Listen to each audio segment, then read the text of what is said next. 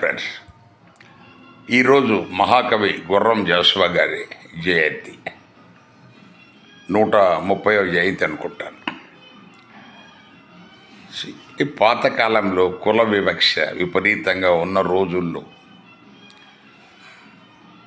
ఆయన ఆనాటి ఈ బ్రాహ్మణ కవులు, తిరుపతి వెంకట కవులు, తర్వాత విశ్వనాథం సత్యనారాయణ, అలాగే చాలామంది ఆ కాలంలో ఉన్న పెద్ద పెద్ద కవులు, పండితులు వాళ్ళ ముందు ఈయన సగర్వంగా తలెత్తుకొని మనకు ఆయన తనదైన ధోరణిలో, తనదైన పద్ధతిలో కవిత్వం చెప్పి ఆ రోజు ఎంతోమందిని ఆయన ఆశ్చర్యముగ్ధుల్ని చేసిన గొప్ప రచయిత. ఆయన రాసిన గబ్బిలం, ఇతరత్ర చాలా ఖండకావ్యాలు రాశారు. అవన్నీ మనకు మన దేశం మొత్తము, మన తెలుగు దేశం మొత్తము అవన్నీ విస్తృతంగా ప్రజలు చదివారు.